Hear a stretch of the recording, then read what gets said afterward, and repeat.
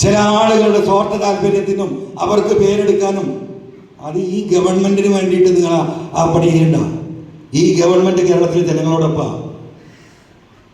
ഈ മുഖ്യമന്ത്രിക്ക് അതിന് ഉത്തരവാദിത്തമുണ്ട്.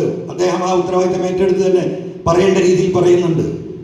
പക്ഷെ എന്താ അറിയോ, ചിലവർക്ക് ഇപ്പൊ കേന്ദ്രത്തിന്റെ നിലപാടെന്താ, ഈ ഗവൺമെന്റ് എങ്ങനെയെങ്കിലും ഇല്ലാതാണ് നശിച്ച് നാരായണക്കല്ലടയണം. അതാണ് സാമ്പത്തികമായി കൊടുക്കുന്നത്. പെൻഷൻ കൊടുക്കാൻ പൈസ ഉണ്ടാവരുത്, ശമ്പളം കൊടുക്കാൻ പൈസ ഉണ്ടാവരുത്, നിങ്ങൾക്ക് എന്തെങ്കിലും റിലീഫ് എല്ലാവരും എതിരാവണം.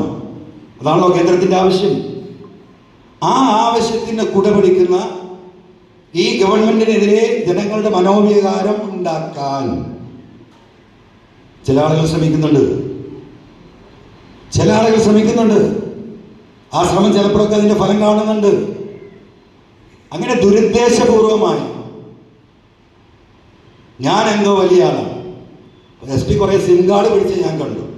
നമ്മളെ 10 ലക്ഷത്തിന്റെ മുതൽ യാതൊരു വിവരമില്ല. കുറെ സിം കാർഡുകൾ അതിന്റെ വീഡിയോസ് ഇങ്ങനെ കണ്ടെടുക്കുക. SP കാണുന്നത് ഞാൻ TV യില്ല. പക്ഷെ അദ്ദേഹത്തിന്റെ ഉത്തരവാദിത്തമല്ലേ, ഞാനൊരു പൊതുപ്രവർത്തകനല്ലേ. എൻ്റെ വീടിൻ്റെ അകത്ത് ഇങ്ങനെ ഒരു സംഭവം നടന്നിട്ട് എന്നെ ഒന്ന് വിളിച്ചിട്ട് എന്താ പറയേണ്ടത്? ഇപ്പൊ തന്നെ ഞാൻ 10 മണിക്കാണ് സമ്മേളനം പറഞ്ഞല്ലേ, ഞാൻ 9:50 മലപ്പുറത്ത് എത്തിയിട്ടുണ്ട്. ഞാൻ രാവിലെ ഫസ്റ്റിൽ ആരംഭിക്കുന്ന ഒരു പരിപാടി 1 മിനിറ്റ് പോലും വൈകാറില്ല.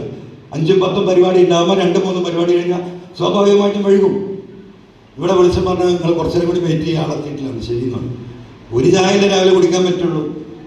ഞാൻ 2 ചായ കുടിച്ചു മലപ്പുറത്ത്. പിന്നെ ഞാൻ 10:20 അവിടെ വന്നത്. ഇവിടെ 27 മിനിറ്റ് ഞാൻ കാത്തിരുന്നു. ഒരു കുഴപ്പമില്ല. അദ്ദേഹം തിരക്ക് പിടിച്ച ഓഫീസറാണ്. ആ തിരക്കിന്റെ ഭാഗമായിട്ടാണ് അദ്ദേഹം വരായിരുന്നെങ്കിൽ എനിക്കൊരു പ്രശ്നമില്ല. നമ്മൾ ആരും കാത്തൊക്കെ കയറാം. പക്ഷെ അവൻ അവിടെ ഇരിക്കട്ടെ എന്ന് വിചാരിച്ചിട്ടാണ് വരാതിരുന്നെങ്കിൽ അത് അദ്ദേഹം തീരുമാനിക്കേണ്ട കാര്യമാണ്. മനസ്സിലായോ? അപ്പൊ ഇതൊന്നും ശരിയായ രീതികളല്ല. ഇവിടെ അമരമ്പലം പഞ്ചായത്ത് നിലമ്പൂർ മണ്ഡലത്തിൽ നിങ്ങൾക്കറിയോ, കേരളത്തിൽ ഏറ്റവും കൂടുതൽ ലൈഫിൽ വീടുണ്ടാക്കി കൊടുത്ത് സംസ്ഥാന അവാർഡ് വാങ്ങിയ പഞ്ചായത്ത്.